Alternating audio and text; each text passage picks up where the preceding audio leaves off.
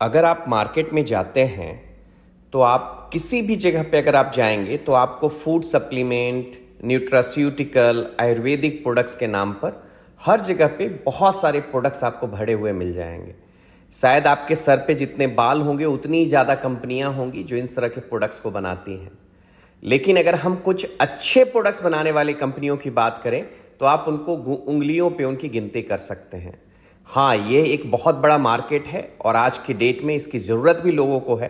लेकिन सवाल एक बहुत बड़ा है कि कितने प्रोडक्ट्स हैं जो रियली जेन्यून हैं, जो आपके लिए एक रियल रिजल्ट या आपके हेल्थ के लिए बेहतरीन प्रोडक्ट्स मार्केट में अवेलेबल हैं। हम इसके बहुत सारे डिटेल में नहीं जाना चाहेंगे। हम बात करना चाहेंगे आर्ट लाइफ कंपनी के बारे में। आर्ट लाइफ कंपनी को जब किसी प्रोडक्ट्स के बारे में अपने मन में विचार आती है तो आर्ट लाइफ कंपनी के नए उत्पादों को बाजार में लाने की क्या प्रक्रिया है।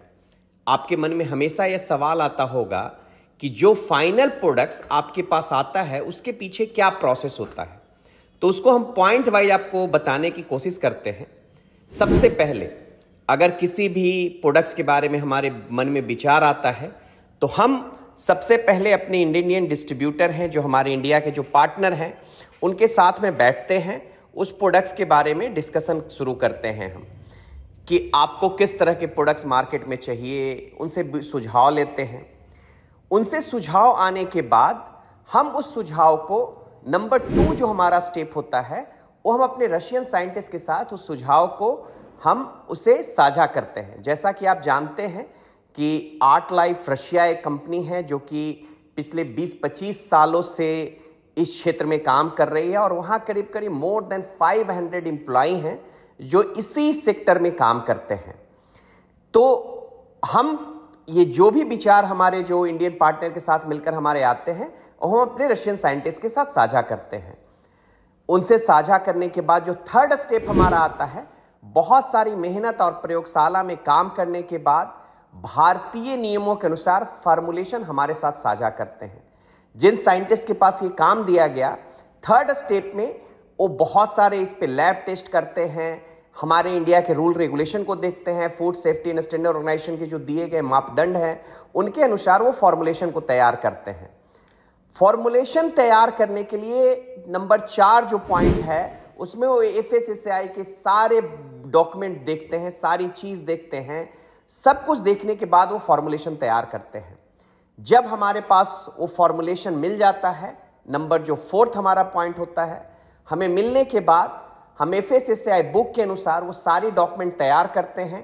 FSSAI का ऑनलाइन पोर्टल होता है जहां पर हम प्रोडक्ट्स अप्रूवल के लिए FSSAI में आवेदन करते हैं।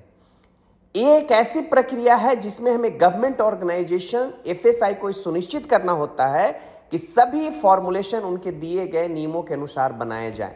5वां अगर स्टेप में ये कहूं कि यह एक ऐसी प्रक्रिया है जिसमें हमें गवर्नमेंट ऑर्गेनाइजेशन FSI को सुनिश्चित करना होता है कि सभी फॉर्मुलेशन उनके दिए गए निर्देशों के अनुसार बनाए जाए। छठा जो हमारा 6 जो पॉइंट उसके बाद आता है, इन सभी प्रक्रियाओं के बाद हमें अंततः उस प्रोडक्ट्स के निर्माण की परमिशन मिलती है। FSSAI सारा डॉक्यूमेंटेशन देखने के बाद, हमसे बहुत सारे सवाल जवाब करने के बाद वो हमें इस प्रोडक्ट्स को, पार्टिकुलर उस प्रोडक्ट्स को बनाने का परमिशन देती है, एक डॉक्यूमेंट रिलीज करती है कि हाँ आप इस प्रोडक्ट्स को अब आप बनाने के लिए तैयार हैं। अप्रूवल मिलने के बाद हम सारे प्रोडक्ट्स का इंग्रेडिएंट जो है उसके लिए हम सप्लायर जो बड़े बड़े हैं, सबसे ज्यादा जो हमारा प्रोडक्ट्स का जो इंग्रेडिएंट आता है वो डायरेक्टली हमारा रशिया की जो कंपनी है वहां से उसके सारे प्रीमिक्स पूरे वर्ल्ड से इंपोर्ट करके उसको वो सारा प्रीमिक्स तैयार करके हमें सभी प्रक्रियाओं से करने के बाद वो हमें इंडिया भेजते हैं। इंडिया पहुंचने के बाद हमें इंडियन कस्टम के बाद से सारा अप्रूवल लेना होता है।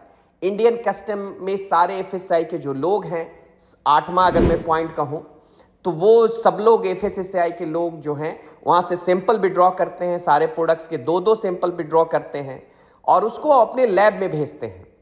लैब में भेजने के बाद अगर वो वहां से पास हो जाता है तभी हमें इंग्रेडिएंट्स मिलता है, वरना वो रिजेक्ट अगर हो गया तो वो वापस हमें उस कंट्री को भेजना पड़ता है जहां से हमने प्रोडक्ट्स को इंपोर्ट किया है। इंग्रेडिएंट्स प्रीमिक्स मिलने के बाद उसे हम अपने यहाँ पर जो प्रोडक्शन यूनिट है हमारा आर्टलाइफ ग्लोबल का, उस प्रीमिक्स में हम उसका कैप्सुलेशन का काम किया जाता है।